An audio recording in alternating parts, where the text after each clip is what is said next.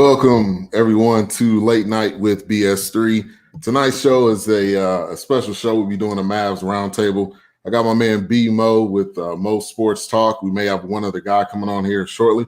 But we're going to get into all the Mavs talk. Mavs just hired Jason Kidd, Nico Harrison. We'll talk about some offseason moves. I got to talk about Luka, obviously, Porzingis. We may talk about the finals and how that impacts the Mavs. But Mo, what's going on, man? My guy BS3, man. Man, first of all, I want to admire all the work that you have done over the years with BS3 Radio. You know what I'm saying? Putting everybody on the map, showing love, showing mad respect to other sports podcasts and others around. Like, first off, I want to just tell you, hey, man, you're doing an incredible job all through the years, ever since we met each other and known each other. And I'm so glad to be, to be around someone that had the same drive and passion as I am. What I'm saying? So first off, let's start with that. Appreciate that. How BS3 Radio, to me, I feel like it's a great platform and you've been doing an incredible job. But other than that, man, I've been great, man. Just maintaining, getting the podcast still going. We just, like I said, just finished our episode last night. And once again, appreciate you tuning in. Hopefully you ain't let our craziness get all, out the way and stuff like that, man. But unfortunately, I didn't dress up because it was like, hey, I'm the face of the show. I got to wear a blazer and stuff like that. So once we really got together and started doing the episode, I just ain't this long got off work. Yeah, no problem. And so, the rest of the episodes may be the same way. So I may be dressed up because I got to get home and set up and stuff like that. But I mean, I'm cool. I mean, it's hot. It's Texas heat. Oh yeah. I know. I got a friend that's in Chicago, and he sent us this screenshot talking about it was 87, and we was like, "Nah, man, you don't know nothing about heat, man." That's light work. That's light work. That little 87, man. That's 87. We get that in the winter. Oh yeah, that's nothing. I've been here since 2005, so I consider myself pretty much a Texan. Now I came from the Bay Area, but yeah, this heat is probably compared to Arizona. Arizona's probably absolute worst because theirs can get hundreds for consecutive days. But man, I wanted to also give a shout out to you, man. You've been covering the Mavs for how many years now? Let's talk about that real quick. Ooh, this season upcoming, I think it's a 6th or 7th season coming up. Wow. And it's crazy because trust me, we didn't instantly just get on into the American Airlines Center, sorry. And so we actually started off with the Texas Legends. And before that, it was like Allen Wranglers. We were doing like little stuff around. That's when T.O. was with the Allen Wranglers at the time. Oh, yeah. And so we got a chance to do the Texas Legends games because, Donnie Nelson was the owner and Spud Webb, he's the VP and the president. And so they let us do a couple of games and stuff like that. So I think like the first game, we after every game you can do, like you can go on the court, all the players go on the court, sign autographs, and you can kind of like interview them like here and there. Right. So we was trying to interview them. We talked to a few players. Some players, they didn't want to say anything, but that's another conversation for another day. And Donnie was on the court. And we kind of interviewed him for like a little bit.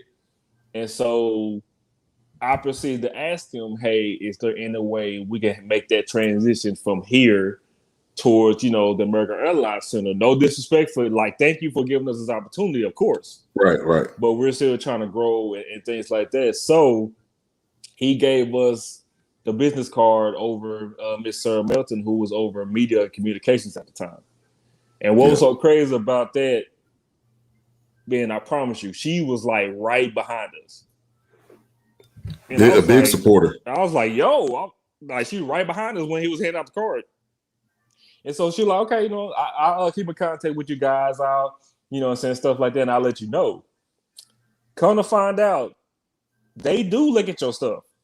I'm just letting everybody know right now. They look at your website, they look at your podcast, whatever that you're doing, they will look and they will listen.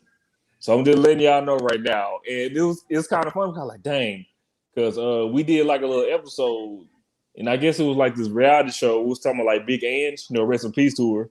Oh, and yeah. so it was like that was the recent episode. I was like, oh crap! I hope she didn't hear that.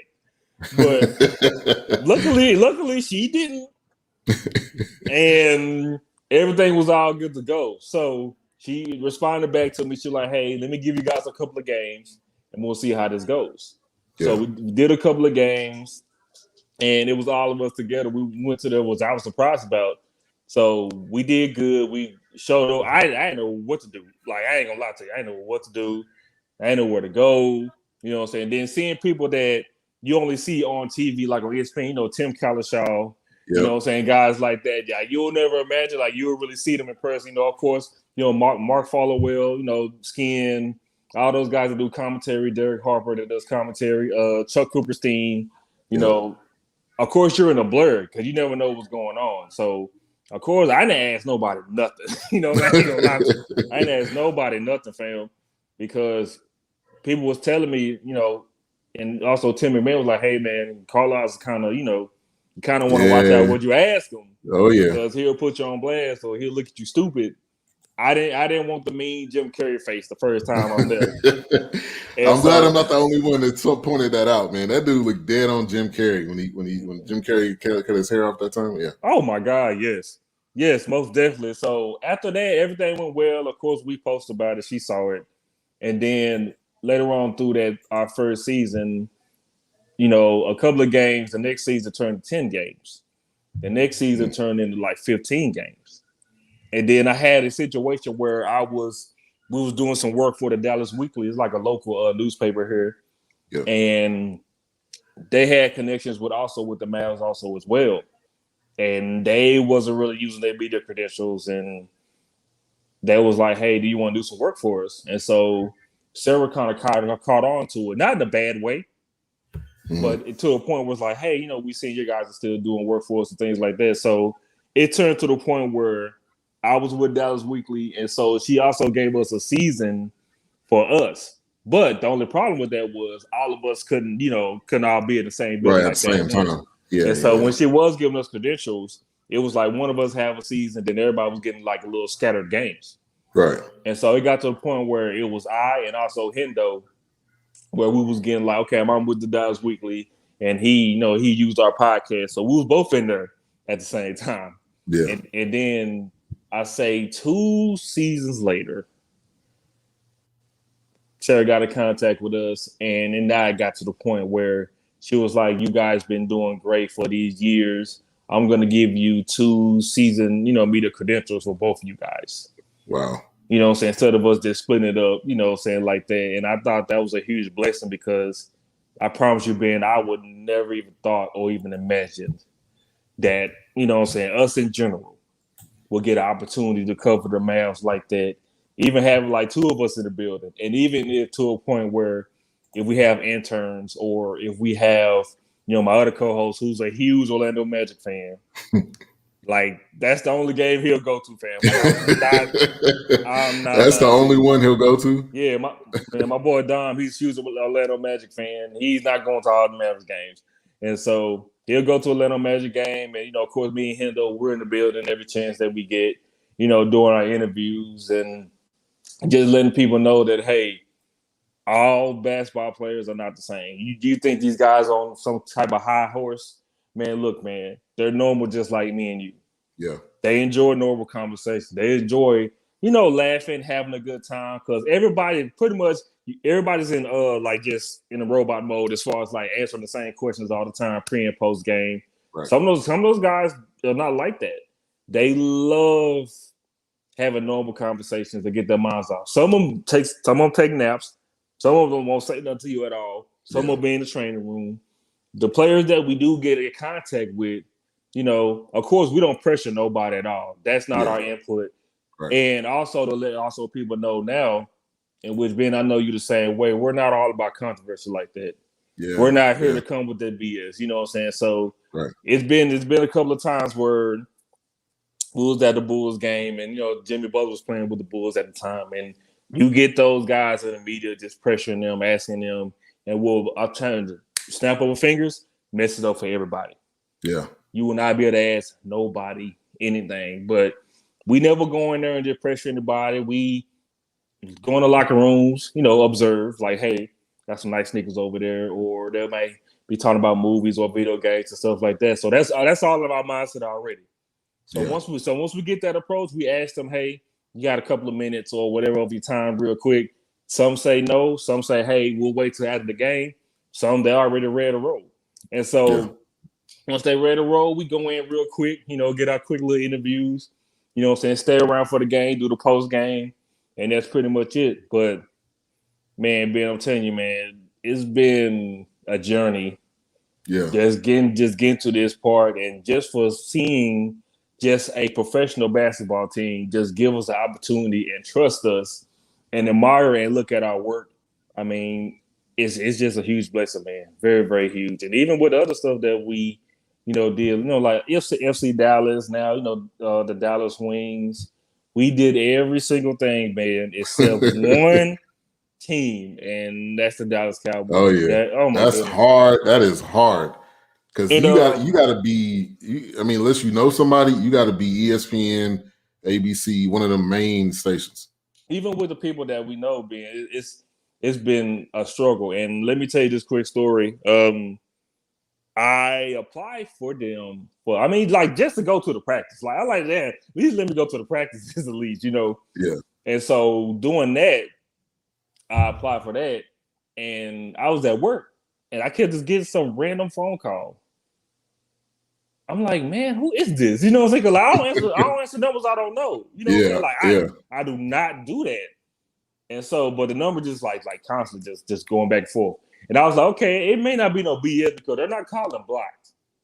Yeah. And you know what I'm saying? And the area code was here. Mm-hmm. And so I was like, man, let me take a break right quick and just see what's up. So on the phone, I called back, Ben. It was Rich Dalrymple. Wow. And he was like, you know, are you Byron Moten? I'm like, yeah. You know what I'm saying? Cause I'm like, oh, I ain't got time for bill collectors. Right, exactly. I don't have time for none of that, man. And so it was like, there's a couple of guys that have been talking to us about your podcast. You know what I'm saying? That you've been doing a lot of great work. And that we do know that you do have some players and know some players. And I'm like, yes, that's correct. I just wanted us the opportunity to at least get us to a practice. I'm not asking for a game because I know how difficult that is, but I do want to at least get access to a practice. So out of his response was they get at least between 2,000 to 5,000 podcast requests every single season.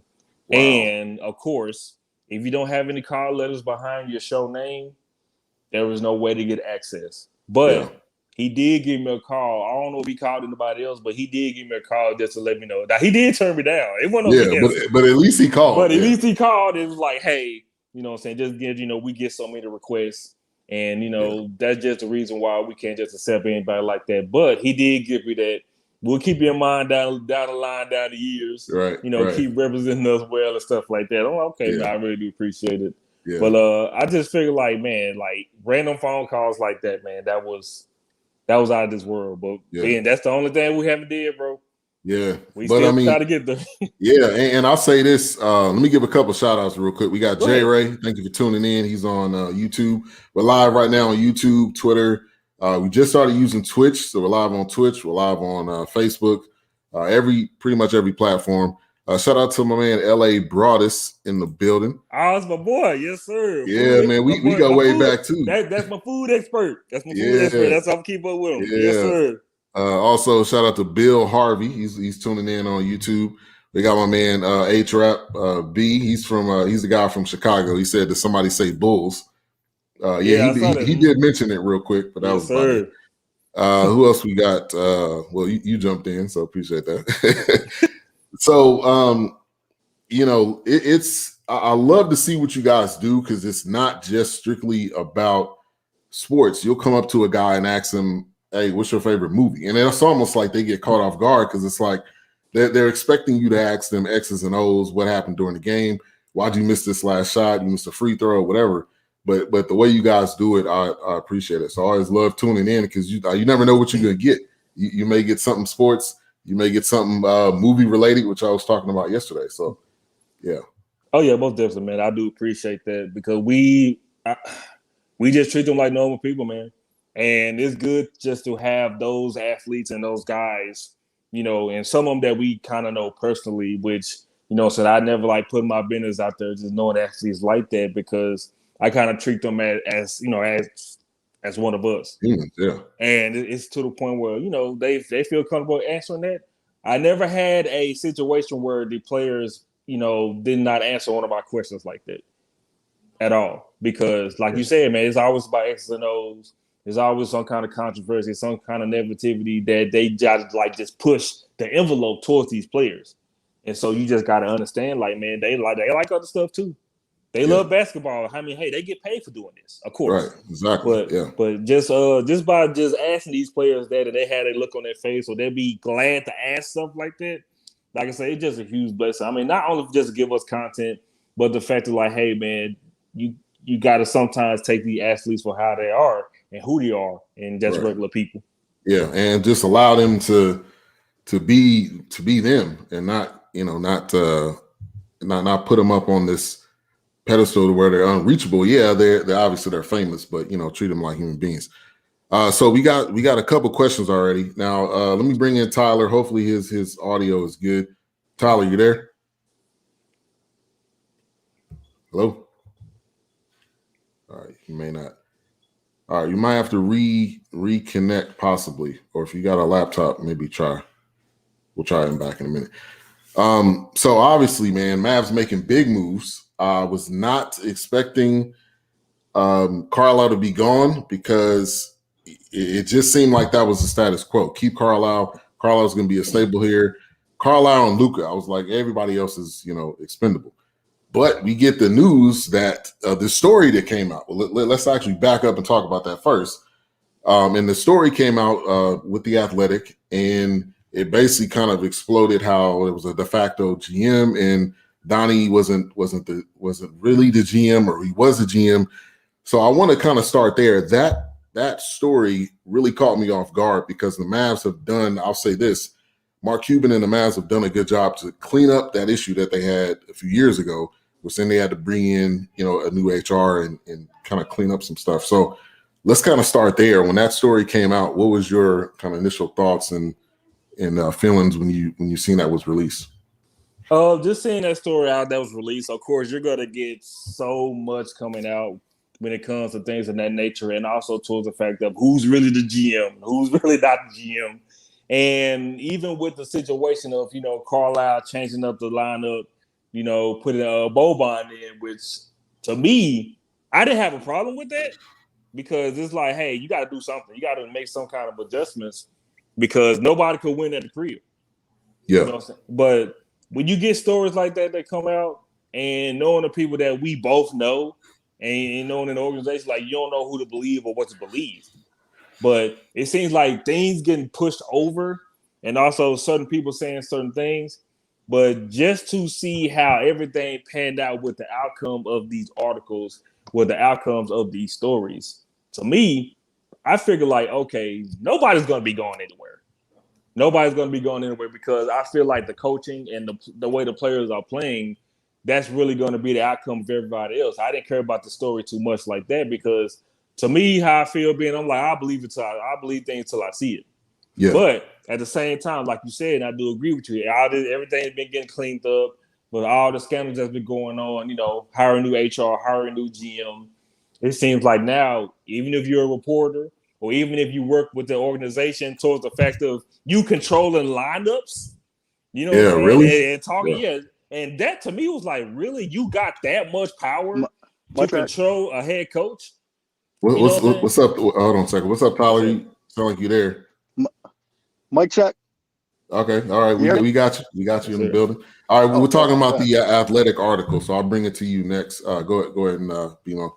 Yeah, just by saying like how you have that much control to control a head coach to tell you who to put in and who to sit down and pretty much run you after the head coach, after the person that you are.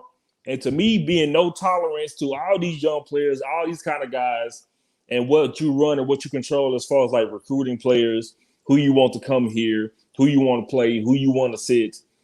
I felt like you really went to that situation, and then even with the lineups didn't work and all these other things, and how this outcome came out, because just by losing to the same team in 6 games 2 years in a row, and then you using that as a scapegoat, to me, I feel like, man, this story right here did kind of make sense, and it didn't.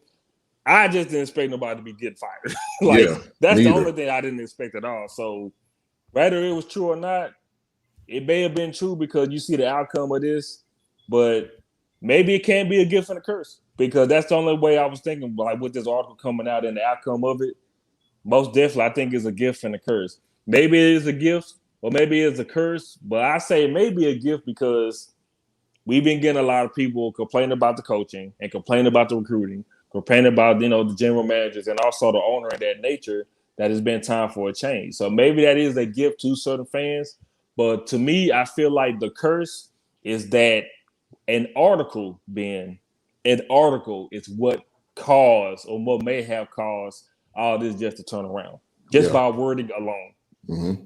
Yeah, and so Bob Vulgaris, which I've never heard of that name before. Hey. Now, so and I'm like, you cover the Mavs and you haven't heard of it. So I'm like, how do you have a guy that's so involved that nobody has heard of or nobody knows of? So that part completely threw me off guard. Obviously, I listened to the Fan. It was here in Dallas. They were talking about it all week long, every day after day after day. They just kept talking about it. And so then, the situation with Donnie, they're saying that they parted ways before the article, how conveniently did that kind of work out? And that made me think like, no, this blew up I think in Cuban's face. And I don't know if Cuban got like exposed or embarrassed, or he was like, okay, we can't keep the same regime with the story because it's going to continue to be, repeated over and over. Now, Tyler, I'll go to you. What was kind of your thoughts with this story coming out from The Athletic? Yeah, it's pretty crazy, but it's kind of fitting. The Mavs seem to always be in the news for something that no other franchise would ever be in the news for. But I agree with BMO. I'm glad they finally fired Carlisle. I think that should have happened 5 or 6 years ago.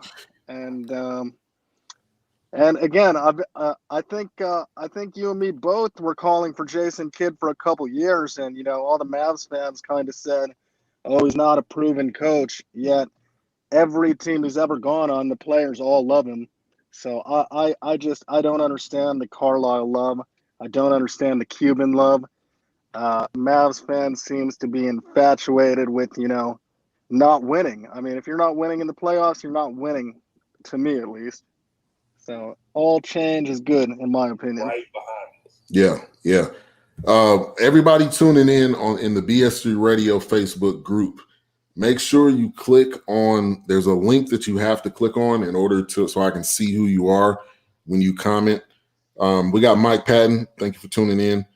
He says Brian Moten just trying to make it happen one day at a time. That was in response. Black Media United, definitely. Eventually things get stale and change has to happen. And this is probably one of the biggest things, is that you've had Donnie there for years. He drafted Dirk, but we got to talk about this. How many years after Dirk did they have a draft pick that we could say is still there? Number one. Number two is even in the league. Like how many draft picks can we say? And it's really not a lot.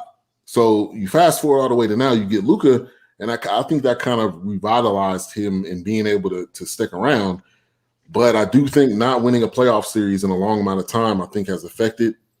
I like this Jason Kidd hire. I know there was a story that came out last week in the Ringer.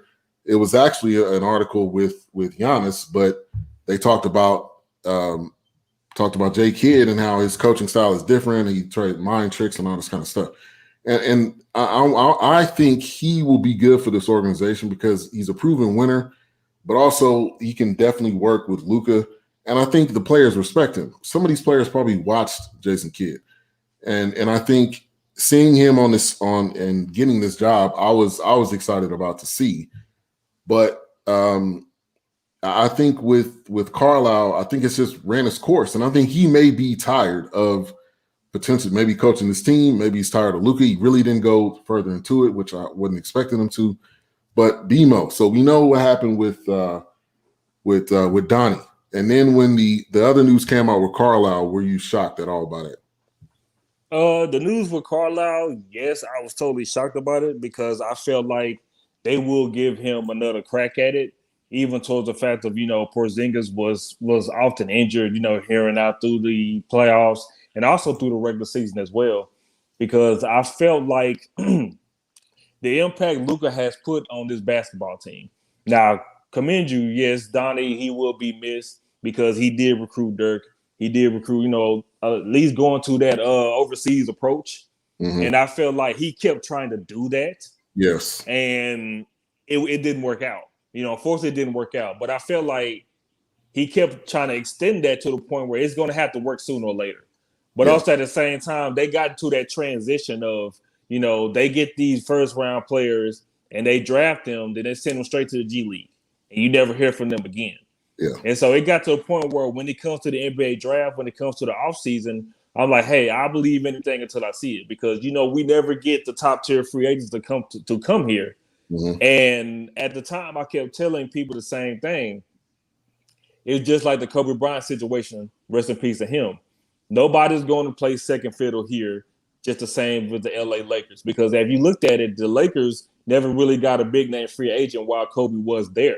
They made some trades, but it never been like a big free agent guy to come there.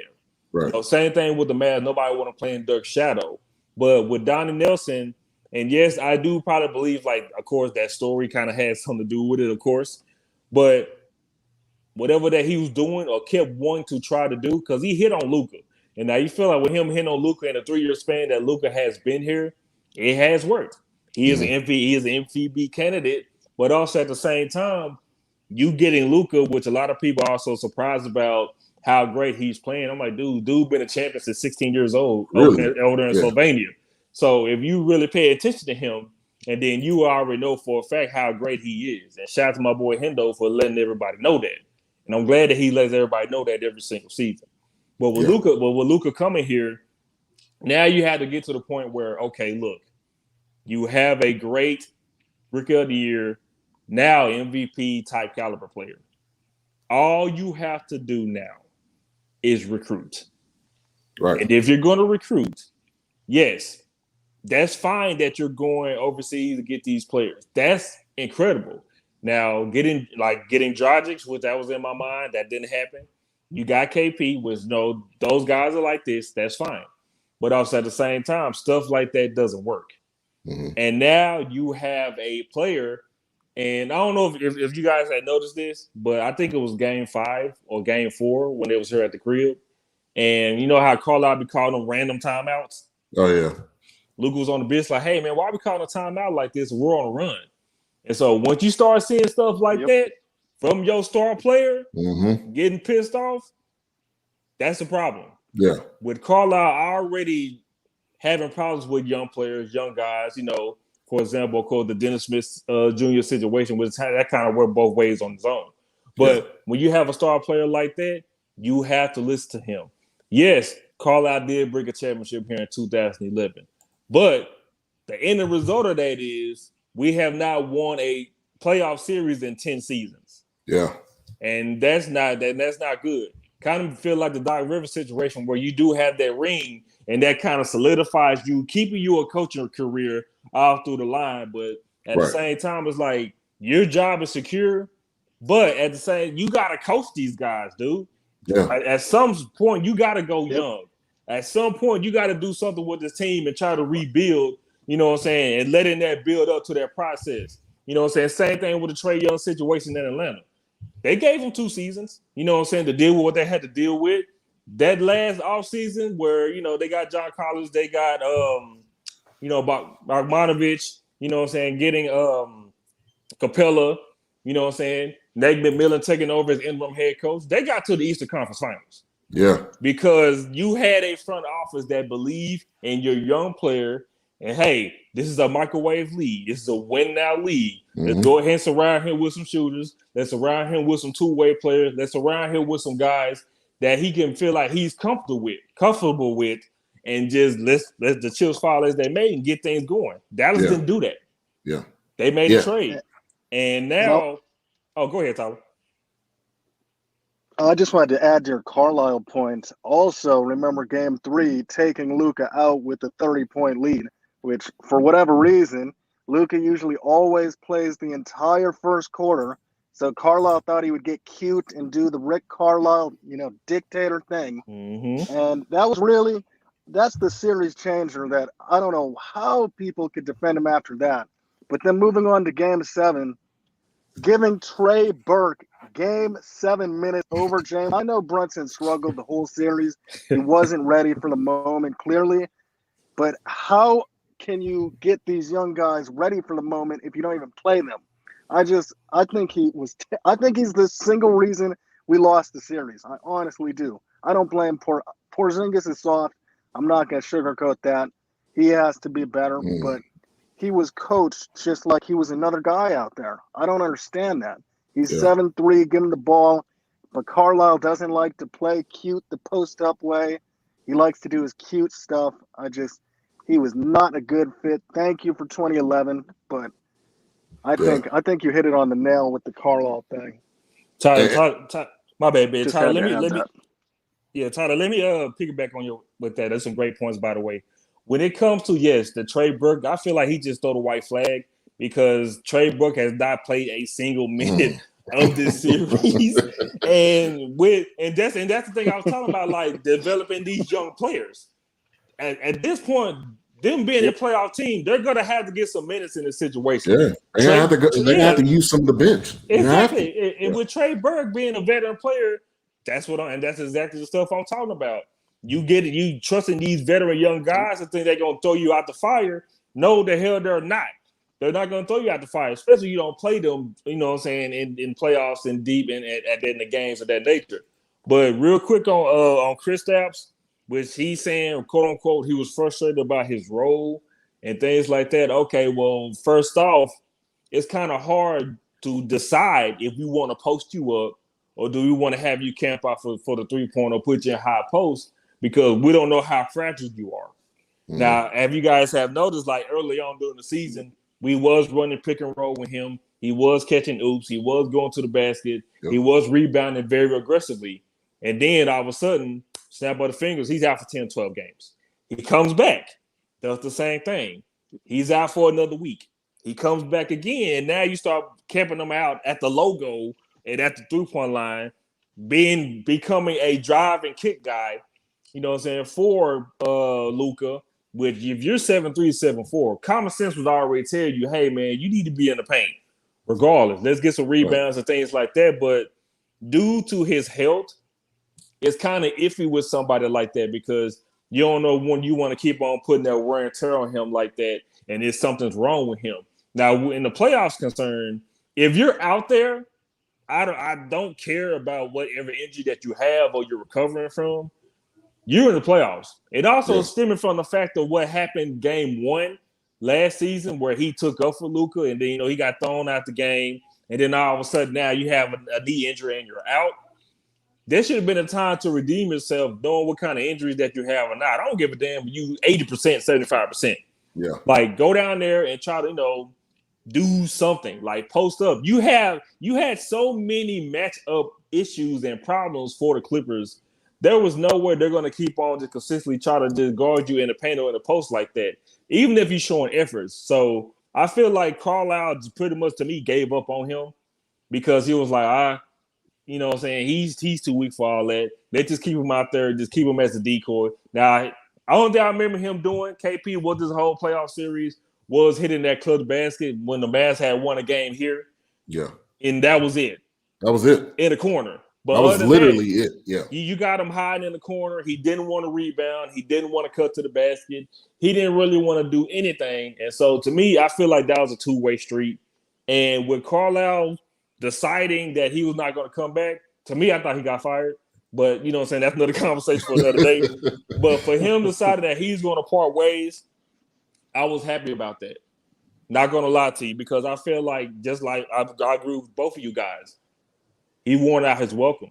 It's time to roll. You have a young player. You have all these young players coming up, dude. That's the situation that's going to be now. You got these young guys, you know what I'm saying, things of that nature. And with the Jason Kidd thing, I was kind of 50-50 with you guys. No, I apologize to you because I felt like they was going to hire in-house with Steven Silas. Oh, yes, Steven. Well, first it was Steven Silas because I felt like he's a real great guy, and he went to Houston. I hate that he had to go down there and deal with that crap. And now with the storm that he went into. Oh my God! Like he got there, bro. I promise you, like a good 2 weeks, everything went down. Everything hit the fan. Losing streak. He need to get a bonus after this year. The DeMarcus Cousins. You know what I'm saying. After that, the rollout, John Wall was talking his noise. James Harden trade. Like it was just a cluster F down there.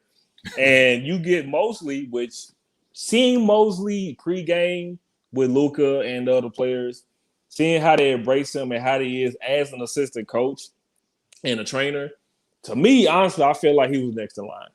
Yeah. No lie. And I was like, okay, cool. Mosley is ready to roll. He knows the players. The only thing about that, y'all, is that he doesn't have any coaching experience. Yeah. That's the only problem. His only advantage was he was under Carlisle's coaching umbrella. But with Carlisle saying what he said, to me, feeling like he kind of put Mosley on the bus and already vouched for Jason Kidd. Yeah, without saying it. Yes, exactly, without saying it. And then you get a situation where, Cuban brought on Dirk as a special advisor. Once I found that out, and I was like, look, and with Jason Kidd turning down a job to go coach Portland. Yes, that's it right there. When Dane was like, hey, I want Jason Kidd here, Terry Stotts was gone. And, Jason Kidd was assistant coach for the Lakers at the time. And I was like, if he do not go to Portland, he's going to come back here. And I felt that. Mm-hmm. And with Mosley, and that, article came out with Carlisle going back to Indiana, fine, whatever. I was like, bro, it's going to be either two things. Mosley's going to go coach somewhere else, or Mosley's going to go with Indiana with Carlisle.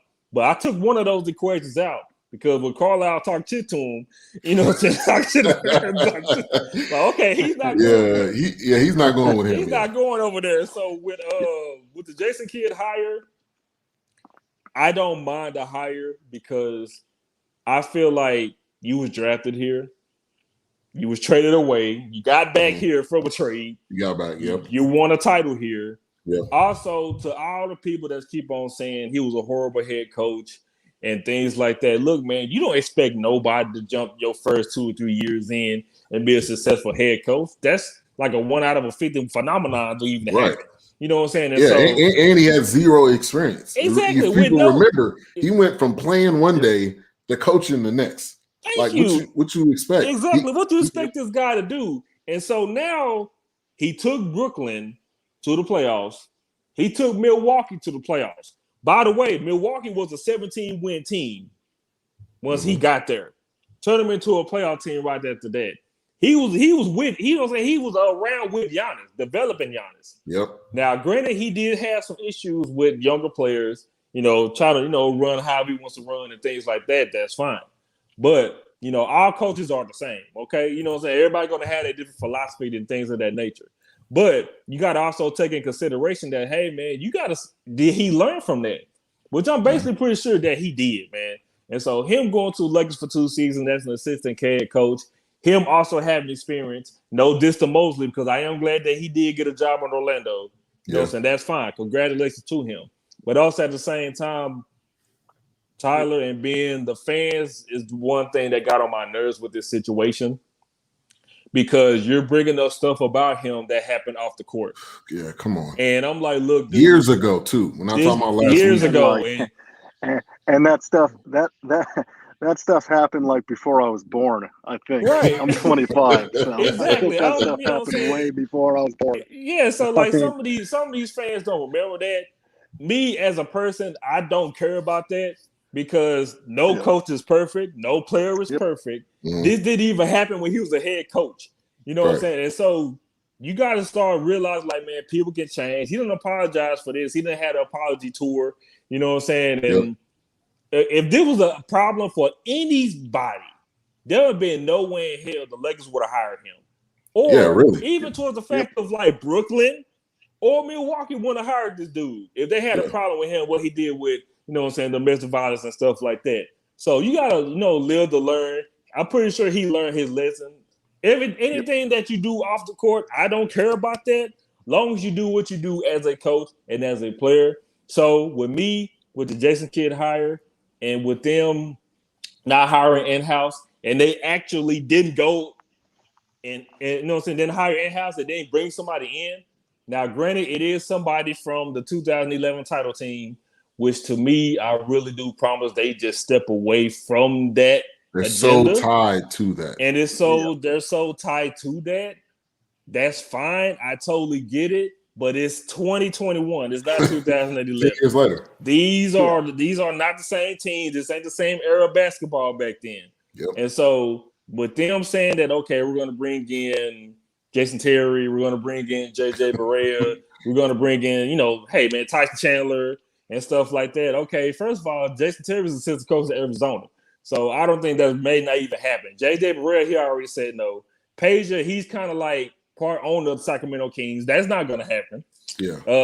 Sean Marion, he still has ties here, so that may be a possibility. And I think he may have a job on the team. Hey, you might as well just go find Brian. Call everybody. See what Deshaun Stevenson doing. I'm pretty sure you find Deshaun somewhere else. Doing whatever. But it's like bringing on guys from the 2011 title team, and get this, y'all. Like Dirk turned down an assistant coaching job at Brooklyn when Steve Nash finally got the job there. Mm-hmm. Dirk was like, "Nah, I'm good." He's like, "Let me enjoy my retirement. Like, I just retired, bro. Let me enjoy my retirement." So him being a special advisor, that's fine. I totally get what he's doing. The only thing I feel like now, recruiting in the offseason will be a little bit better because, okay, this is what I want to ask you guys. Now, when it comes to when you're trying to get these big name free agents now, and you guys are at the dinner table, who comes to the dinner table with you when it comes to recruiting players? Who will be sitting with you guys when it comes to recruiting these basketball players in the offseason? That's a good question. But before I answer that, I wanted to say real quick with the Carlisle, with this whole regime, we have been. This is a what have you done for me lately league. Nobody cares what you did 10 years ago. The fans don't even care. That's the same reason why when the Lakers win a championship one year, they were like, we won a championship the next year. When if you go to the Yankees and they've won so many, the next year they're going to say, okay, let's win another one. Yes. 10 years ago doesn't matter. And I think we've settled for Carlisle because he did that he quote unquote did that for us. He wasn't playing, he coached. So I think we've been so tied to that, and I think Donnie's lived off. This whole organization has lived off of that, and I think we finally woke up because somebody wrote an article. If that article wasn't written, I really wonder if we just would have went, status quo like we did. So to answer your question, definitely Jason Kidd. Jason Kidd. If you could bring two of Jason Kidd, that would be great, but you can't. So Jason Kidd, I think you definitely got to bring Luka. I would honestly say don't bring Cuban. Just bring those two and maybe bring Dirk if Dirk's in his special advisory role. Bring those three and hopefully we can step over that hump of players don't want to come here. Tyler. You literally took my answer. The first thing I was going to say is anybody except Cuban. I mean, and Donnie, I'll always have love for Donnie, even though I think the Nico hire is amazing and I think it needed to happen.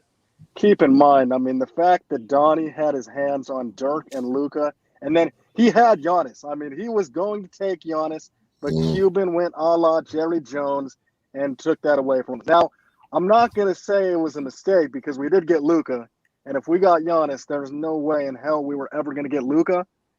I think Luka is, don't get me wrong, I think Giannis, I mean, what he just did is incredible. I never thought he would do it, so, I mean, I have to apologize to him.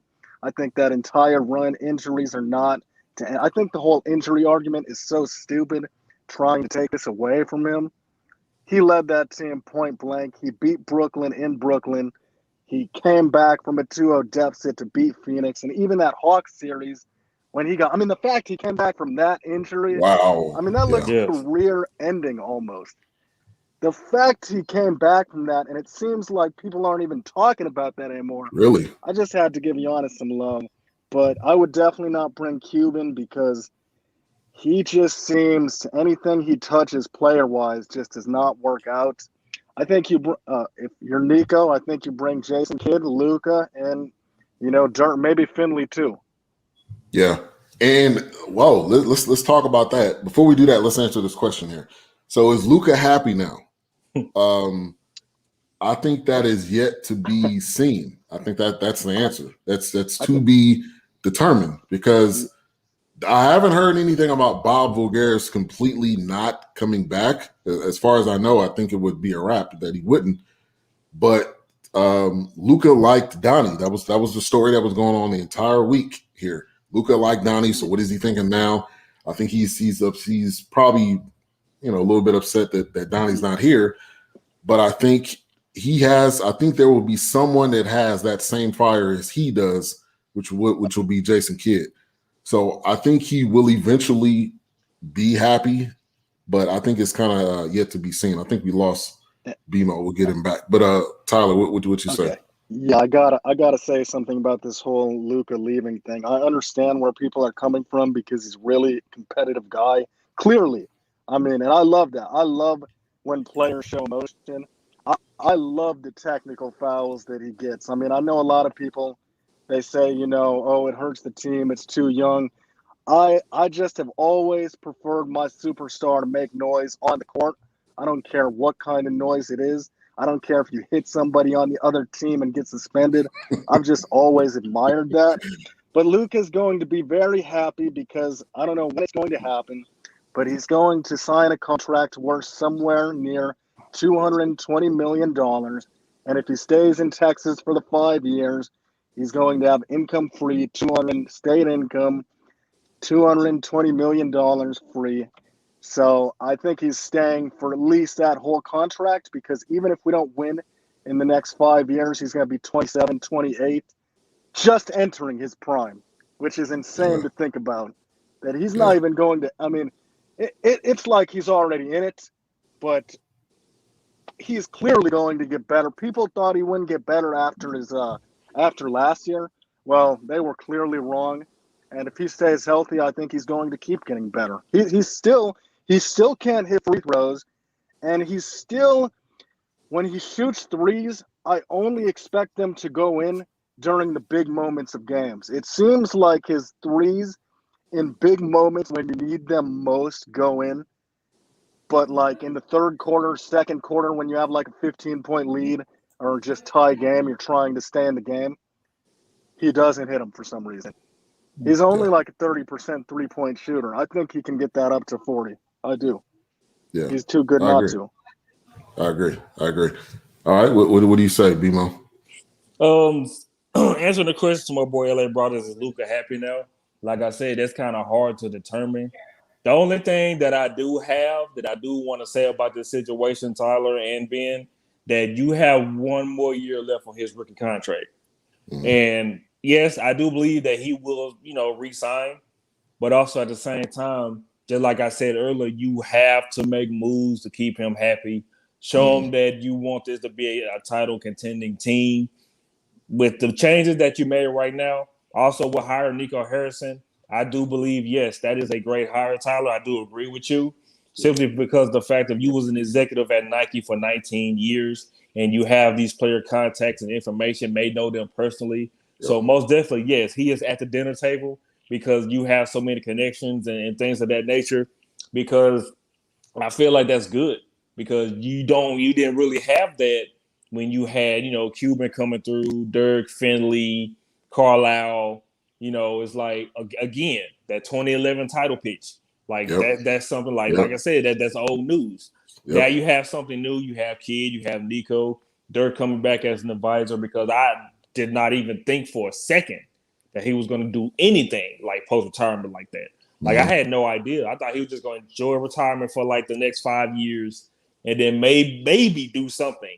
But at the same time, now I am kind of glad that this does kind of help, only if you have that approach of just moving on towards the future. But you have to make your MVP player happy, no matter what it takes.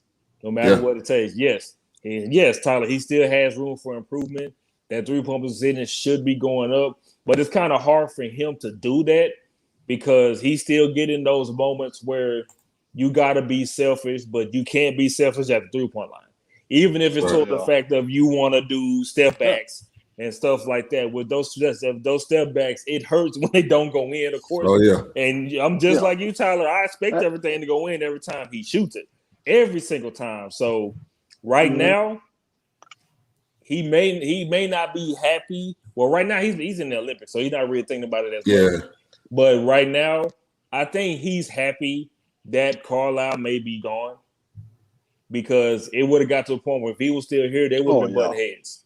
They would have been butting heads. This next season would have been tumultuous. It would have been a rocky season, and he would have got fired anyway. So I think you had to. I mean, big moves do need to be made, even though we've got a new coach and GM. This team's going nowhere with the roster it is right now. I mean, you can't rely on anybody to get a bucket when it's needed other than Luka. Right. I love Dorian. I hope he stays around. Him and Luka and Brunson, I like Brunson. I would say those three can stay. I would love to see Kid have a year with Porzingis, but, I mean, you just have to throw every single marble you can at Kawhi and just hope you can pull him. We need somebody else. We need a new number two. Yeah, and perfect segue. You bring in Kawhi, I agree. And if you bring in a Kawhi can be a number one for a year, show Luka how to win big games, which I'm not saying he doesn't know how to, but we haven't really seen it just because his teammates don't show up. But if Kawhi can show Luka how to win, then year two of Kawhi, Luka can kind of be the guy. And Kawhi can just kind of sit back, take his couple games off. I know he has clear injury problems. I mean, I thought they were going to win the championship. I did. And that injury that he had, I didn't know it was that bad. But if he doesn't go down, I think they would have won it because I think Kawhi is that great. Kawhi is the only one in the league, I think, who can stop Luka. So why not team up with Luka? Why have to go through this guy every year if you're Kawhi? Yeah. And that's a perfect segue. Probably optimism, but. Yeah, KP, which is a question. Will KP bounce back is another question too. Now, here's my opinion here. I do not think you can bring this guy back. I think he is, number one, extremely emotional. Like the dude, if he's not using a proper, which a lot of stars are, I get it, but he had to handle New York, and he literally crumbled in New York. And then you bring him here and I was a little shaky from the jump, even when they made the trade because of how much they had to give up. Obviously, we haven't had picks, so I think when it boils down to it, I don't think you can keep this guy here because there's distrust. You got him posting stuff. The dude gets on social media too much to start posting stuff that he doesn't want to be here, or I'm working and all this other stuff. Like, and I think when you're a certain star, you have to command the ball, or command that when I command that you can use me in games. I don't think he did that. I don't know if he came up to Carlisle like, hey, I need the ball in these positions because this is what I can do in XYZ. It seemed like he just kind of went into a shell, and when that started to happen, I just don't think you can repair this. So I think you need to make moves. I don't know what the deal is. I got a list of players we can talk about too. But I think when it comes with Porzingis, I do not think you can bring this guy back because I think this marriage is unrepairable at this point. Now, how are you going to make a trade? His trade value is definitely diminished. If you would have did this last year, you probably would have got a lot more because the run that they had, and they pushed the Clippers to that space. I think the Kawhi thing, I definitely think it's a wet dream. I don't see Kawhi leaving the Clippers. He's already signed with New Balance, so the Nico Harrison connection, I think it possibly, the J Kidd connection possibly, but I think he's not finished in LA yet because he wanted to come there. Obviously, he's from there. I think the Paul George, Ty Lue, all of that. I think he wants to win there, and honestly, I don't know if the Mavs have enough to really make a push at him. BMO, take it over to you. Porzingis and Kawhi. With Kawhi, I feel the same way you feel, Ben. I don't think he's gonna come here. I mean, it's not gonna hurt to attempt though. Like it never hurts to try. Oh yeah. It never hurts to try. But with him, like you said, with New Balance, and also towards the fact of him having this knee injury, not being available, for the series. And I think he may have something to prove and try to want to win something in his hometown. So I think like giving it a go there in LA may be the possibility. But as far as like coming here, you need some assets, you need some trade assets. And the only problem with that is, and with Tyler, the same thing with you, you have Dodo, you have Jalen Brunson, and you have guys that you don't want to let go. They may be let go because of this guy. And that's the only issue that we may have, because watching Kawhi and also seeing Luka, paired hand in hand, of course, that's a pipe dream, and that'll be great to see. I have a jersey for Kawhi. I always had a jersey for him. But also at the same time, I feel like with them expanding, already beating the Mavs twice, getting to the Western Conference, getting the Western Conference Finals, I think that it's too much of a priority for him to be in LA. It's too much for him. And I don't really see him just leaving like that unless you just got some kind of magical thing that you could just, pull out of your hat and just bring Kawhi here.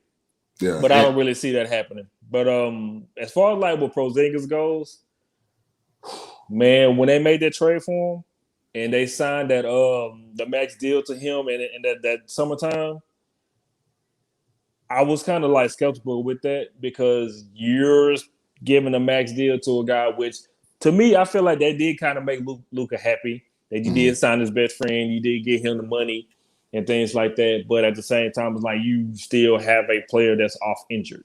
Yes. And you're going to go through that every single season with him going on for the rest of his career, maybe. And with KP, there's only so much you can do with him, because like I said earlier, when it comes to how his needs are, you don't know what you want to do with him. Do you want to keep him at the 3-point line? Do you want to post him up? Do you want to run pick and roll with him? Do you want him in there rebounding? It's so much stuff that you have so many. I think you have so many what else with him, and your game plan, like if it falters and it hurts, because that's supposed to be your second guy. That's supposed to be another guaranteed 20 plus a game scorer for you. But also you still had a game plan with like, okay, well, he's not going to be in for a certain amount of time, or he's going to be out for a certain amount of days. And that messes up your offensive chemistry. It messes up for sure. So with Jason Kidd being gone, I won't be surprised that they get back to the 2-man game with them. It may be a lot of pick and pop more than pick and roll. I know that for sure. I know that for a fact. Yeah. But if you shopping Kristaps around, doesn't bother me. I just want to figure out who's going to take this dude.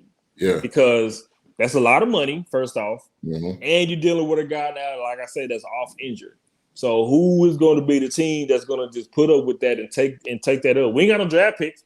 You know what I'm saying? We can't use that at all. So it's him. Yeah. It's him. Bro, it's him. him. Who else you want? Dodo. Brunson. I know. Dodo, Brunson. I hate to say that, Tyler, but they may be in the mix. Maxey may be in the mix. You know what I'm saying? Which that I hate also as well. I like Maxey. Do not touch the rookies that you just got. Do not touch Josh Green. Do not touch this dude. Okay? Yeah. Do not mess with him. Which I feel like if you're going to go after, for example, of Kawhi, then maybe that, he may be in the mix. Then it is what it is. I totally understand. Because I feel like everybody on that roster except Luka is up for grabs. Oh, yeah. And with KP, his value being down, oh, most definitely. Like his KP, his value, man, is like it's there, But it's like, do you really want to chill and put up with 2 or 3 years with this guy and paying him like damn near $200 million? You know what I'm saying? And take on the remaining of this guy's contract because this is what the Mavs pay for, and they really got to sell it to the Knicks and to everybody else that this trade has worked. By the way, to me, the only thing that came out valuable from this trade that making this trade work, honestly, was Tim Hardaway Jr. Yeah. As streaky of a shooter that he is, that's the only way that this trade has worked. But with getting Kristaps and seeing will it work with him again, I tell you this: you have another season to see, or maybe until the trade deadline. Yeah, and I'll say this too: his confidence in this organization is weakened or tarnished because they've already tried to trade him. It's hard to say. Like the saying, it's hard to put the bullet back into the gun. Like once you put it out there, he already knows that he's half in, that he's half wanted and half not wanted. So I think that's affected his play. This is a good point. We got Mike Patton. He jumped over to YouTube. If Porzingis hangs around the perimeter mostly, then the Mavs will not take the next step to the next level. I agree with that point, and I think you have to. You got to have a realization moment. You got to look in the mirror and just determine, like, can we win with this roster? Like Tyler brought up, and the answer is no. You cannot compete with the Lakers. You cannot compete with the Clippers. Hell, you may not even be able to compete with Portland. So I mean, like you gotta determine like what is our objective? What is our main goal? Do we want to win or do we want to just stay in the middle? And Dodo, Brunson, all of these guys, like what you need to build a roster where you can actually win because the West is only going to get better. It's not going to get worse. It's not the top of the West is going to continue to get better. And this entire playoffs was without Jamal Murray. So imagine him coming back. That's already going to take them to another level. The Lakers are going to be back fully healthy. I definitely see Kawhi being there. And this is another great point. Kawhi has a torn ACL, so he may not even be back next year. So maybe game 70, 71, 79? 79, you know what I'm saying? So he may not even be back for that season. So trading for him, good point that Mike had put out on YouTube, he may not be back until 2022 season. But trading for Kawhi, he might not even play here. And so now you got a situation where if you don't trade Kristaps, and you got Kawhi for some reason. I know that's like not going to happen. But you did trade for Kawhi. He's not going to play. He's just going to be there for moral support pretty much. And you just still have to bank on Luka and everybody else. So that'd be another season that's wasted. Right. Like we only got so much time. And Luka's going to continue to get older. He's going to continue. If he realizes like this organization is not really in a spot to help me take my career to the next level, then he may look other places. So I think you have to realize, and I think the Bucks was a great example. And I want to say this too. Stack 5. I met him one time. I think he's a dope guy. But he came out. This is a little tangent I'm gonna go on for a minute. But he came out saying like, y'all act like Giannis didn't have a super team. He had Drew Holiday and he had Lopez and he had Middleton. That's not a super team, Stack 5. I'm sorry to tell you that. That is a good team. That is a team with one really solid superstar. I like Chris Middleton. He definitely showed up in crunch time. I like Drew Holiday too. But if you're going to start a team, you're not picking Middleton and Drew Holiday as one of the top players in the league, but Giannis is one of the top players in the league. So I think Steven Jackson, and to Steven Jackson's point, or to the Bucks' point, like you can have a Luka, but you got to have dogs around you. You got to have a PJ Tucker, which this team doesn't have. You have to have a 2-player, maybe a 2B, because that's kind of what Middleton is. Middleton showed up when it counted, and you got to have legit shooters, and we don't have that either. So The Milwaukee is a blueprint that you can possibly use. Go ahead, Tyler. They have who gets you 8 rebounds in a closeout game. We don't have a player other than Luka that can get 5 rebounds a game. So, I mean, the Mavs don't have any dogs. I mean, Dorian, maybe, but really, other than Luka and Dorian, I mean, if THJ and Porzingis are both on the team next year, well, then we know we didn't sign anybody that good, because obviously you're going to have to throw the bank at Hardaway. Yeah, I think he's due for a contract, I believe. But, I mean, the Mavs, and the Bucks aren't a super team, but the Mavs don't even come close. I mean, the Bucks would have swept us, even with Luka, I think. So I think we're in real deep waters if we don't. I mean, yeah, you can sign the role players. Like, we proved in 2011 you need one really good player and then a lot of just good players. I don't know that we have good players. I think Hardaway is good sometimes, but he's just too inconsistent to be a second or third guy, at least in my opinion. Yeah, I agree. Most definitely. I agree with that. And Stack did trip me out with that. I met Stack also as well. He did appear on a podcast like a couple of times. And saying that Middleton and Drew Holiday, I'm like, look, man, they're great players for that squad. I just put it like that. Yeah. Also with Middleton being there along with Giannis, they stayed and grew with that team. So of course, granted that those are the 2 main guys. Dude, you got Drew Holiday on the trade. You know what I'm saying? He wasn't no superstar player like that in New Orleans and things like that. He was never considered that. Great defensive player, yes. Great 2-way player. But just by saying that, Milwaukee is a super team, okay, I ain't with you with that one, fam. Like, I'm not really with you with that.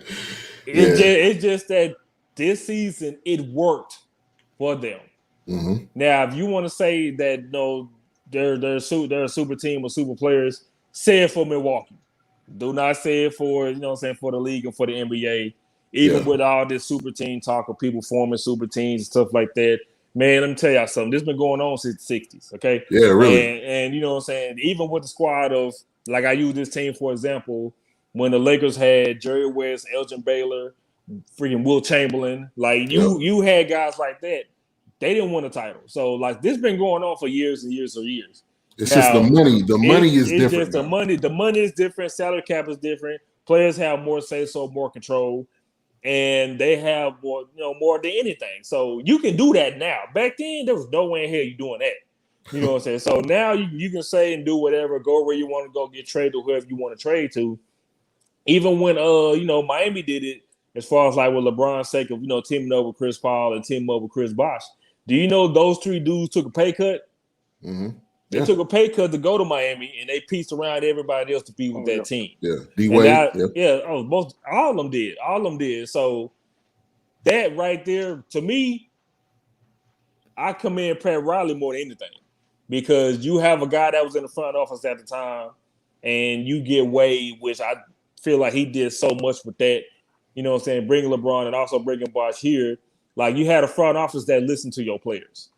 Now, Pat could have said, nah, bro, we good.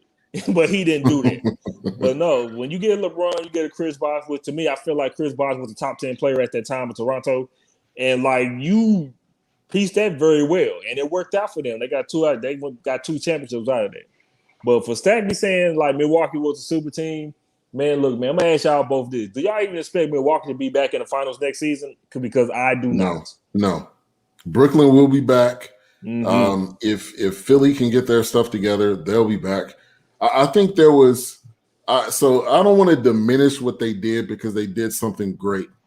But if Brooklyn was at full health, it was well known around the league that they were going to be deep in the playoffs or in the finals. And if it wasn't for KD's size 25 shoe, they possibly would have made it there. So I don't want to diminish what Milwaukee did, but I'll just say there was some things that happened that kind of propelled them in this opportunity. Number one, really playing Atlanta. Who expected Atlanta to be there? Number one, big shout out to Nate McMillan. Mm-hmm. But I didn't have them winning that series even when they went up, because it's it's Giannis and I think Budenholzer wasn't gonna allow them to lose that series, especially with what he did in Atlanta. So I think that no, I don't think they're gonna be back. I do think they'll obviously be in the mix, but I think not a lot of people expected Milwaukee to get this far, and they had some help. They had some help. Let's just be honest. They had a little help to get to this point, but it's a major accomplishment that Giannis did put the team on his back. He did drop a 50 piece in the, in the clinching game. So, Tyler, I'll go to you though. I think the Bucks. I mean, let's put it this way: the Bucks have a way better chance of getting back than the Suns. I don't think the Suns are getting that close for a long time. I think Devin Booker is great. I think CP3 let him down. I don't think they're going back anytime soon. I think the Mavs would beat them in a series as of now. I do. I'm not sold on the Suns. I think the Bucks have a chance because I think you hit it on the spot. Brooklyn should have beat them. Brooklyn will probably end up playing them in the conference finals next year, and if they're healthy, it's pretty shocking Brooklyn didn't win it all this year. I couldn't believe Giannis outdueled KD in a Game 7, but you're right. I mean, if his shoe wasn't size 25, I mean, that shot was incredible. I almost wanted it to be a 3 just because it was such a great shot. But though. Yeah. I think they have a chance just because I don't think there's a number 2 other than Brooklyn in the East. I don't think Philly is that good. It's the same story with them every year. I do want to tap in and say that Josh Richardson trade is just, oof. That is Didn't work. one. That did not turn out at all. That is at all. At all. And I just want to say, I don't want you to feel bad for diminishing anybody's title run or title win because I value your opinion, and we talked about it also last night. You know what I'm saying? The injuries played a huge factor. Of course, KD, if his big toe wasn't on that line, he had a big shoe size, they would have been, probably in this situation now. But, like, injuries played a huge part, man. I mean, plus KD carried that squad the much as he could. He most definitely did through this whole playoffs. And, of course, with Harden with his hamstring issues and situations. Atlanta was hot, and they took their advantage. And the playoff route that they had got them there. That's fine. Even with Philly shot themselves in the foot on his own. I agree with you, Tyler. It's the same thing with them every single season. Like, with all this process stuff and the players that you have, the coach that you have now, your flaws show at the wrong time every single time. Missed free throws. You know what I'm saying? Losing bad at home. You know what I'm saying? And it's so much stuff that you have there, and I don't see Philly even doing it at all. They may stay in the top 3, top 4 in the East, but honestly, I feel like that's about it. Atlanta may be in the same situation. They keep their core together. Because they still have a situation like, do they want to keep John Collins and resign him? Which they'll be dumb as hell if they don't. But I agree with both guys. I see Brooklyn there next year, competing for the East. Yeah. Perfect segue, man. Y'all helping me out with these segues here. John Collins. If John Collins is available, because he will be a free agent, right? This upcoming, I think he will be a free agent this upcoming season. Let me go to his contract. So if John Collins is available, if we're able to somehow get him, are you guys all in? Yeah, this is the last year. No, next year is the last year of his contract, but who knows? He could possibly, if he's got an option, if he wants to opt out or how it works. But would y'all want John Collins here? Tyler, go to you first. Definitely. I think his name was linked with the Porzingis trade for like almost a year now, but obviously Atlanta wasn't dumb enough to fall for that. I think it's a perfect fit. I mean, any big man we can really get, I mean, would be. I think even Rashawn Holmes. I've seen him linked to the Mavs. I think that would be a decent signing. But the one thing about that is you don't want to throw a bunch of money at somebody that's, I'm not going to say he's unproven. I think he's good, but it is Sacramento. Anybody can kind of be good over there because they have nothing. So, but we need a true center, man. We've needed one forever. We had Chandler for one good year, and other than that, I mean, really never had a center. Yeah. Yeah, we don't have a guy that can bang down low. That's a true down low player. We don't have one at all. They're all flexible. They're all flex players, which I get it. The league is, it's flexible. You can have a guy playing center, playing point guard, point center, point forward, all this kind of stuff.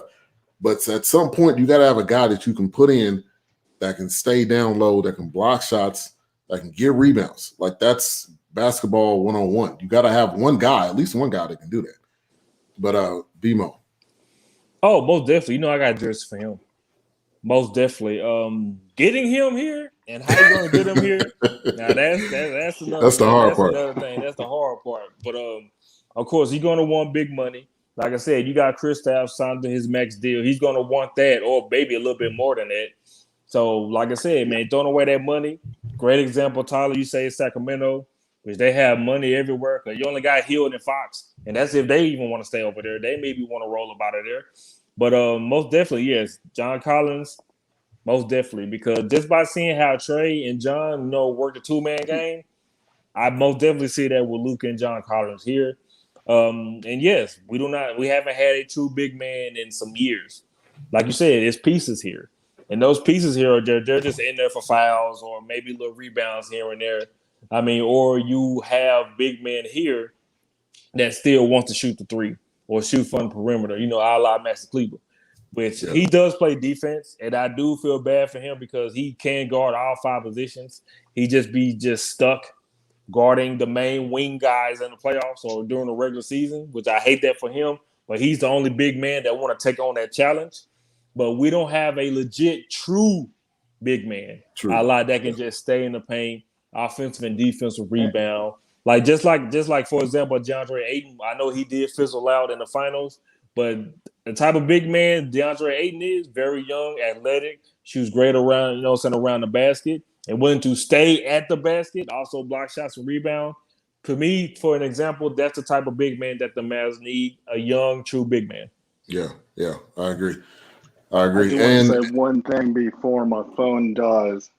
Yeah, no problem. I want to say one thing before my phone does. If it comes down to it, the Mavs need to give the money to Holmes instead of Hardaway. It's more important that we can get some form of rim protection. Porzingis is not that. And it's more important that we can get a rebounder than it is to have somebody who hits threes sometimes. I love Hardaway. I underestimated him, but too inconsistent. It's time to throw money down low. Enough with the guards. Yes. At least the inconsistent ones. Yeah. Yes, I agree. Yeah, I agree too. That's a great point.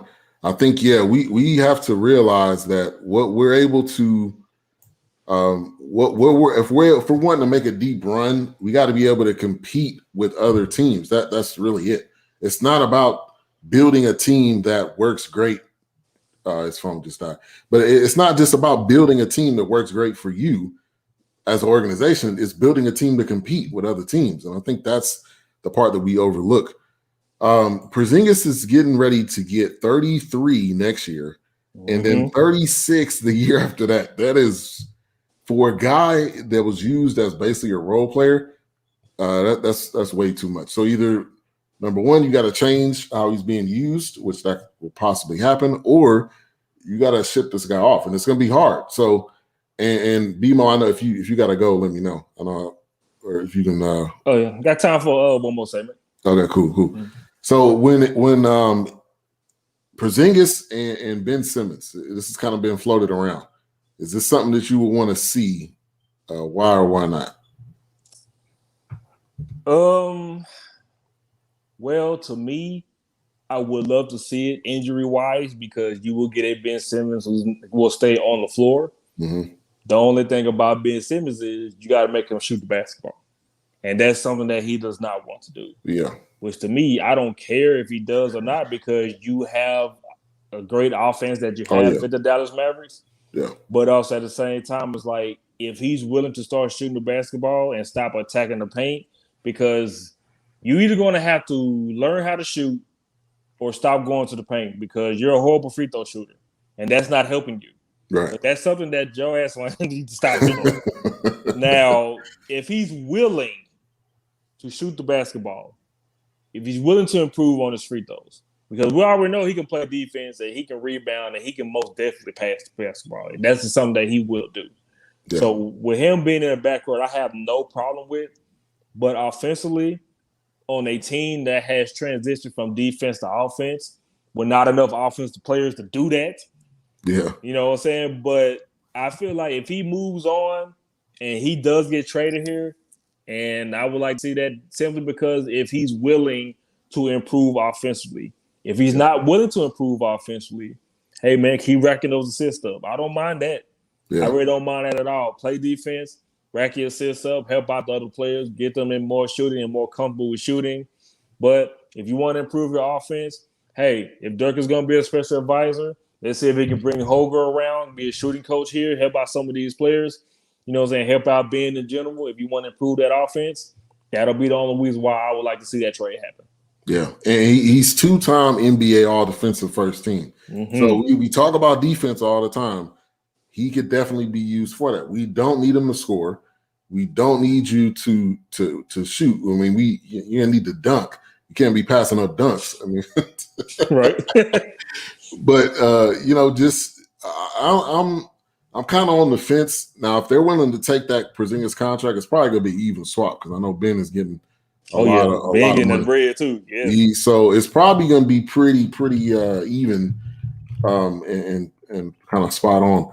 All right, let me give a shout out to Courtney Harden. Thank you for tuning in. He said, "Always thought Porzingis would be a great fit with Luka, but being injury prone and Mavs not using him right has hurt his game." I agree, 100%. Nico Harrison, we kind of touched on that. I think it's a great hire. I think it's outside of the box. That's kind of what I wanted to hit home on. It's not just. I did think they would have given it to Finley. I was kind of thinking about that. I was thinking maybe they would give it to somebody that's already in the league. Mm-hmm. Maybe they would promote someone within. But going the route of Nico Harrison, I like it because it's unknown. You really don't know what you're going to get, but you know he has connections. And how do you get players on teams now? It's connections. It's not because you have, the best coach necessarily. What type of connections do they have? And there's a lot of guys obviously signed to Nike. So, but if you want to add anything else on Nico Harrison. Yeah, I mean, you kind of hit it right on the head with me. I'm still surprised Finley hasn't got a promotion or anything of that nature. I think his front office contract may have been, expired or up. And so that's what I'm still trying to figure out. What position does he has now going forward? But one thing about Nico Harrison, me and Hendo has met him before, but he was pretty much like a scout, just scouting. Yeah. So, we meet him, we talk to him, very cool, very laid back guy. And so I had no idea years later he was going to be the GM of an NBA basketball team, dude. Yeah. And so that's pretty much crazy. Him, playing basketball before, being, staying here before in the Dallas area, so he knows the city pretty well. And I agree with you. I do agree with you as far as having connections with Nike, knowing players personally, because there's so many examples where you have situations where free agency comes around every summer. And you had let's just put out some examples of Darren Williams not coming here, Chris Paul, DeAndre Jordan the first time, and also Dwight Howard. Right. Now, you can throw as much money as you want to. That's fine. But when it comes to one competing for a title or going elsewhere, they don't think about that all the time, man. Because they're going to look at that roster first off, and they may have situations where they may have friends that are free agents also too. Right. Now, if you really have that approach, you really want to have somebody coming here, you can most definitely go over hey, man, I see that your partner is a free agent also as well.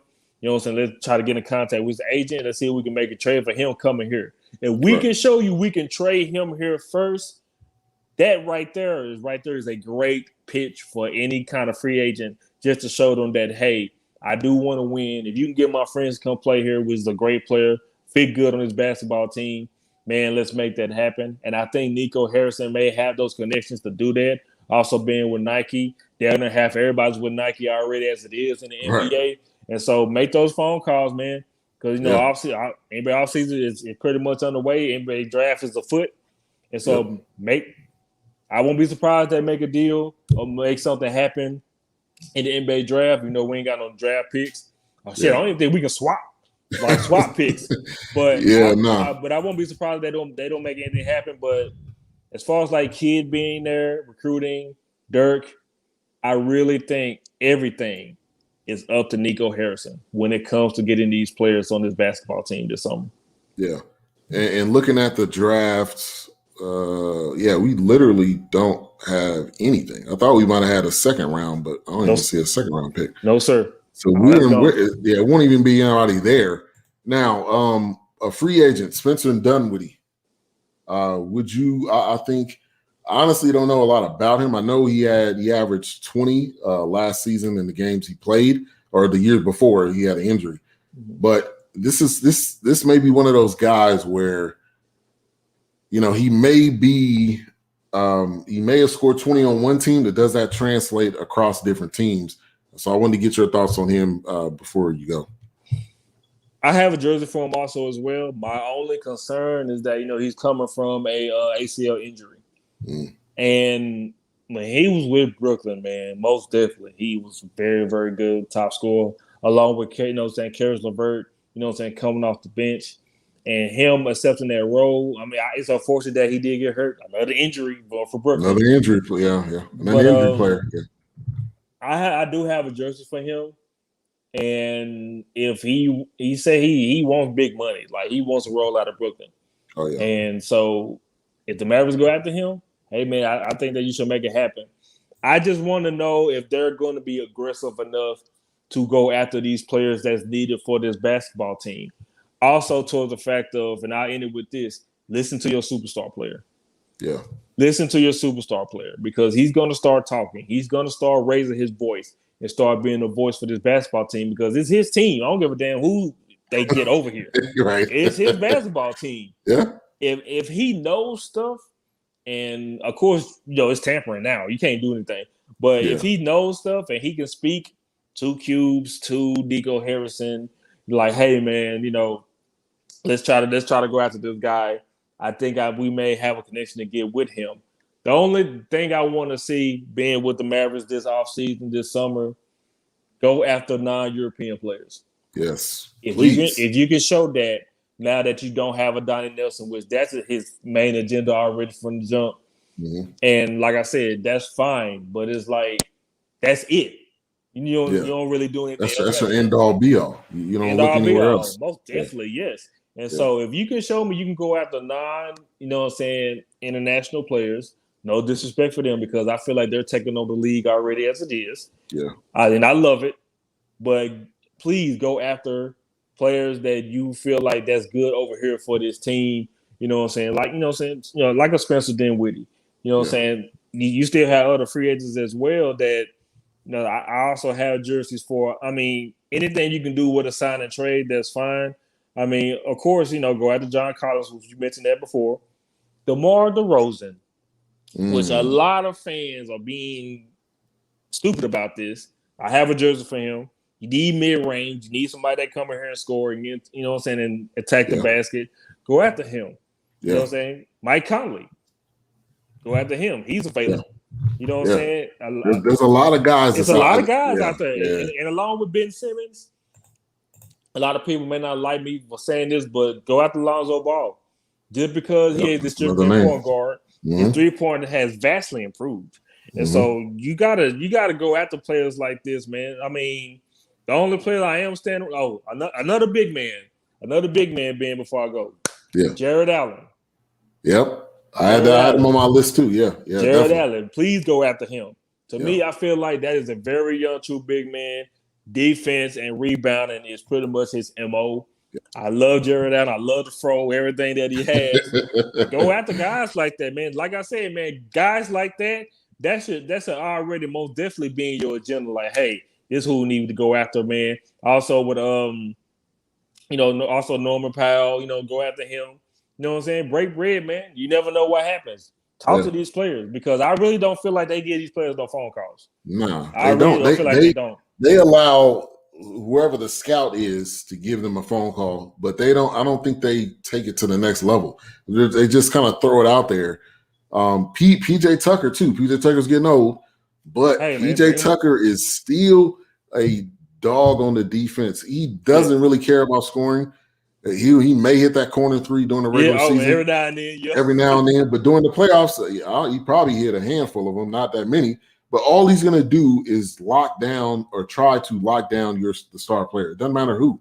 Yeah. So that's another guy. So, I mean, there's plenty of names that's out there. I think I hope and pray that this offseason will be different. But you never know. That's true. But let everybody know they can find and follow you also, what times the shows go live, on what day and everything. Oh, man, you ain't that important. Okay. Most Sports Talk, we're on pretty much every week.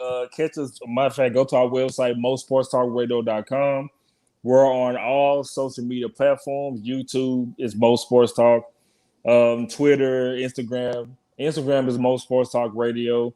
Just give us a follow, man. I mean, we been doing this for 11 years and counting. I ain't know that long. I just lost count. But yeah, man, give us a follow, man. We talk sports. Of course, that's the name of the show. But we also, dab into video gaming, sneakers, movies. Anything. Anything. Fashion. Yeah. Oh, most definitely, man. Wrestling, anything, man. So, we talk about anything that's going on, and we love to laugh and have fun. Y'all check us out. Definitely. We appreciate you for coming on. Definitely want to come on with you guys. I love what you guys do, the content, and it's just it's raw, and how you guys cover the Mavs and the Rangers and everything, man. I appreciate what you guys are doing. So appreciate it. Oh yeah, most definitely, man. We're gonna go ahead and make that collab happen. Hopefully you won't log off of us, because I know we get stupid at times. But no, you good. Definitely, man, we're gonna make that happen. Definitely. Well, have a good night. Appreciate it. All right, Ben. Have a good one, bro. Take care. All right. That's my man, Mo Sports Talk, man. Wanted to get him on. I had the plan of getting the kind of Mavs super team of reporters on. So I was working on getting a couple other guys. They had other commitments, and they're doing a great job. They're doing a great job. One of the guys was Kevin Gray. Kevin Gray, man, is killing it. He's on 105.3 The Fan. He gave a heart to the video, to the live. He's on 105.3 The Fan on the weekends. Make sure to check him out. Look up Kevin Gray, 105.3 in Dallas, The Fan. He's covering the Mavs. He was at the press conference. He's doing a lot of great things, man. I'm so proud of this guy, just like I am proud of BMO as well. Also, shout out to a couple people that gave us likes: Natasha Stevenson, Alex Fleming, my uncle Clinton Killian, and Derek Branch. Thank you guys for tuning in and giving us a thumbs up. Big shout out to Miss Mocha Bella tuning in on the YouTube side. Thank you for tuning in. Also, Alice Trimble, she dropped in a comment. Thank you for commenting. We're live right now, like I said, on Facebook, Twitter, YouTube. We're also on Twitch. We just started using that platform. I don't know that much about it, but I'm gonna continue to learn, and I'm gonna push the BS3 radio to as many platforms as possible. Shout out to my cousin. He was on the show 2 weeks ago, and we're going to be working very close together. He's going to have a monthly segment on the show, as well as in his website, TracyKillianStyling.com. He is going to be styling me for the show, so be on the lookout for that. We'll be working very close together within the next starting next month, so looking forward to that. So talking Mavs tonight, man, I think this Mavs team has a unique opportunity to take it to the next level. Not just talk about it, but actually be about it. You see Jason Kidd right here. Right here, you can see Nico Harrison, the new guy, and then you can see Luka. This is the nucleus going into this next season. And like we've been talking about, everybody else is expendable. Porzingis, bye. Brunson, and here's the other part. A lot of people don't know all of these other guys. If you ask somebody about the Mavs, they're obviously gonna know Luka. They're gonna know Porzingis. but they probably won't be able to name a lot of these other guys unless they're a Mavs fan. So we talked about DeMar DeRozan. I would love to see him in a Mavs jersey. Spencer Dinwiddie, I would love to see him. Not as much because he is coming off an injury, and some of these guys are injury-prone, type players. Bradley Beal is another guy who wants out. He wants out of Washington, and I wanted to look up his contract situation because I think he would have to have a trade. I believe he is still under contract, but let me see exactly what it shows. Yeah, he is under contract this year and next year. He's getting 34 this year, 37 next year. He signed a 2-year deal. I think obviously he wants out because that team is not going to be winning anything anytime soon. I would love to see Bradley Beal in the Mavs jersey. I just hope things are going to change at this point. So we brought up some really great names. There's an article about CP3. No, I don't see him coming here. I don't see it happening. I see him staying. I see him actually staying in Phoenix. I do see that happening. I do think this one was a heartbreaker of a year in the way that it happened. But he wasn't fully healthy. I don't think they've divulged what his injury, to what length his injuries were. But he did have an issue with his wrist. He seemed to have some type of issue with his knee. He wasn't hitting jumpers. He was not the CP3 when the game was on the line. And I don't think that was just him giving up. I think he just couldn't do it. His body breaks down every time in the postseason. So other names, yeah, I pretty much touched through all the names that I had on my list as far as players. I think when it comes down to it, though, this summer has to be different. It cannot be a summer where we sign B- C average players. We cannot have another year like that. Luka's only going to be here for as long as he probably feels that this team cares. Obviously, it's the team that drafted him. I think he would sign the Supermax. But this guy loves basketball. Obviously, he's over in the Olympics right now playing. Now, there was, if anybody's seen this, there was a clip of talking about why Porzingis doesn't want to be here. And they showed a clip of basically Luka dribbling the ball around and doing the fadeaway 3. I'm sure that probably wasn't the plan. But I don't know how vocal Porzingis was. He seemed like a guy that kind of just went back into his shell and gave up on the season as a whole.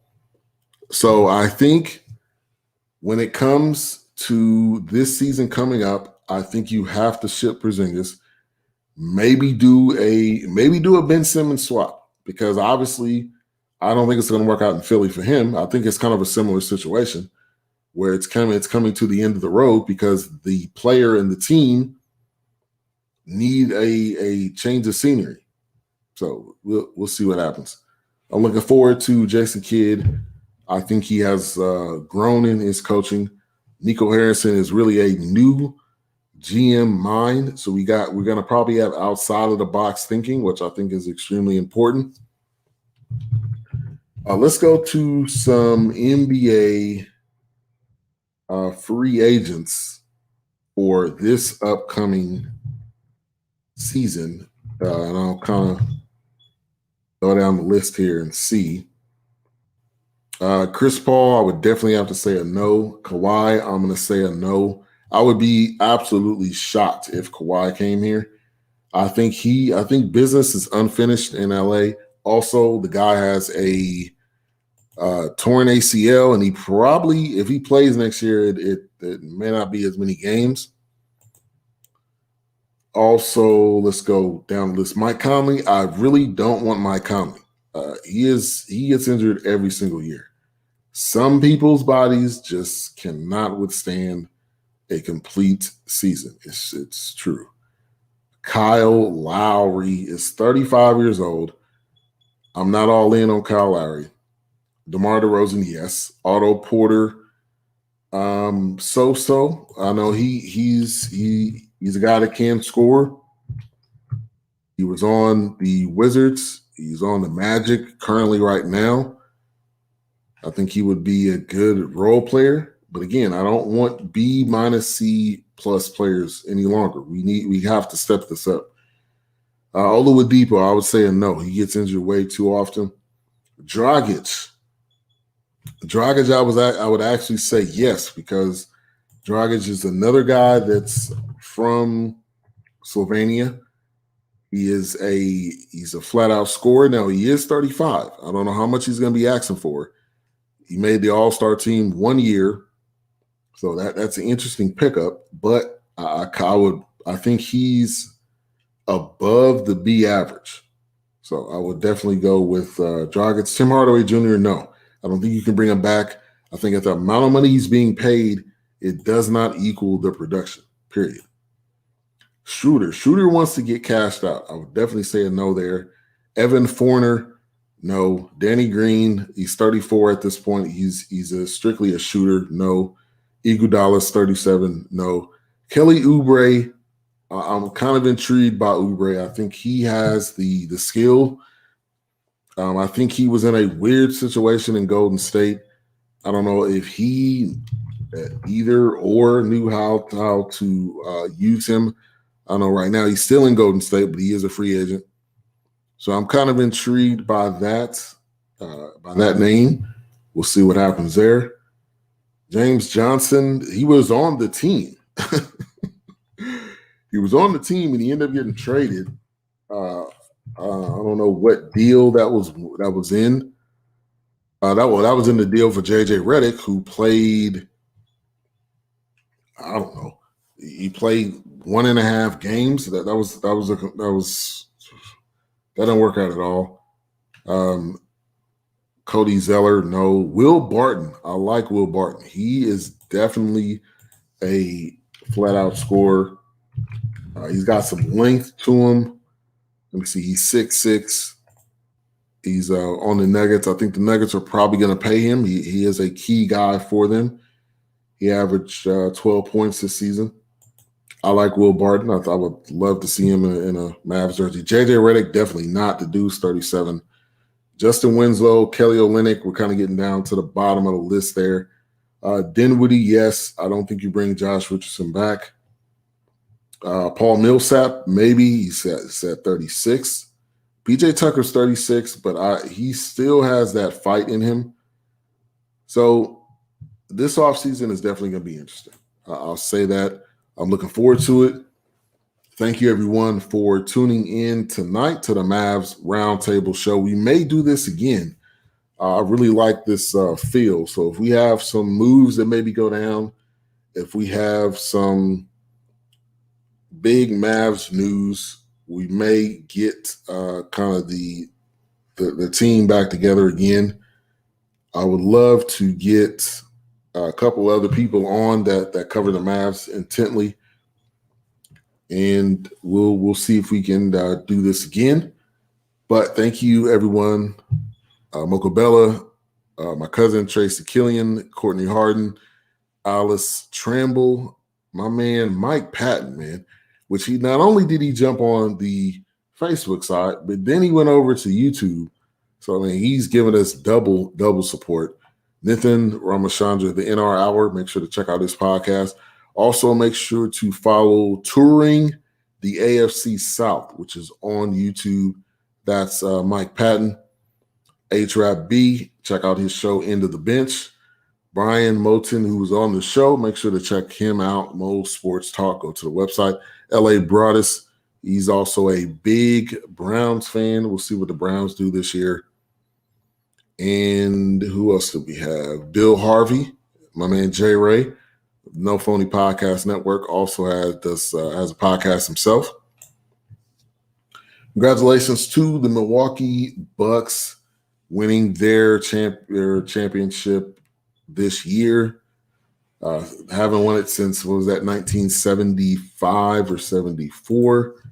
They 100% deserve it. They worked the hardest this year, and honestly, they outworked everybody. 1974 was the last title they had.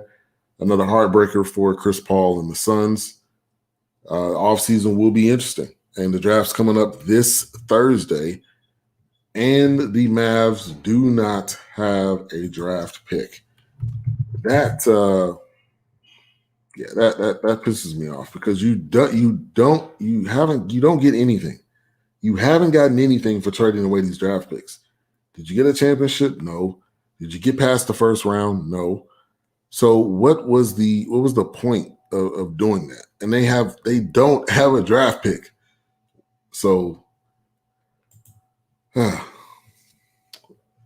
we'll see what happens this offseason because they're gonna have to build off of trades and they're gonna have to build off of free agency. So hopefully they're willing to open up the bag. Hopefully some of these players will say, oh, you guys got Jason Kidd. That may interest us. And maybe Nico Harrison may interest them. So you guys have a wonderful night. Thank you for tuning in. We probably will not have the forecast on Monday. If you're not familiar with the forecast, it's where we review movies in a different way.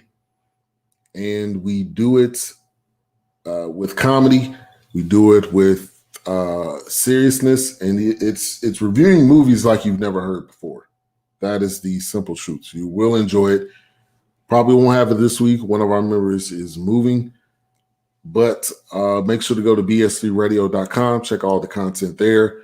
Like, subscribe, click the notification bell on this YouTube video, and have a great rest of your weekend. The Olympics have started, so hopefully you're enjoying that.